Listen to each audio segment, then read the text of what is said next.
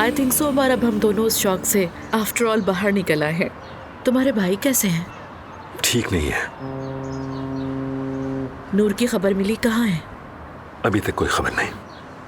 Tension नहीं लो, वो खुद को थोड़ा रिलैक्स कर रही होगी। बस पूरी तरह रिलैक्स हो जाएगी तो सामने आ जाएगी। उम्मीद है। तुमने मेरी भाभी को फोन किया था? नहीं किया, क्योंकि मुझे लगा कि उनकी गलतियां ज्यादा हैं। ऐसा ना हो कि मैं कोई सख्त बात कह दूं, इसलिए फोन नहीं किया उनको। शायद करना ही नहीं चाहती थी। समझ गया, लेकिन फिर भी एक फोन करना बेहतर होगा। अच्छा, कर लूंगी मैं, परेशान ना हो। Thank you so much. किस बात का थैंक्स? तुम्हारी समझदारी का। मुझे मालूम है ये सारी सूरत हाल तुम्हें बहुत अजीब लगी है, फिर भी तुम ये सब मेरे लिए बर्दाश्त कर रही हो। थैंक्स तो मुझे करना चाहिए तुम्हारी समझदारी का। कभी कभार मैं भी बहुत जिद्दी हो जाती हूँ। तुम संभाल लेते हो, मैं जानती हूँ।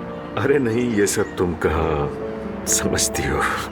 टॉन्ट कर रहे हो? वापस ले लूं अपनी बात? ठीक है, चुप हो गया।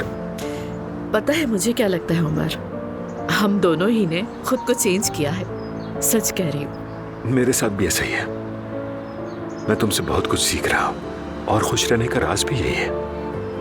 हम एक दूसरे के लिए काफी हैं। कभी कभी डरती भी बहुत हूँ उमर। वो क्यों?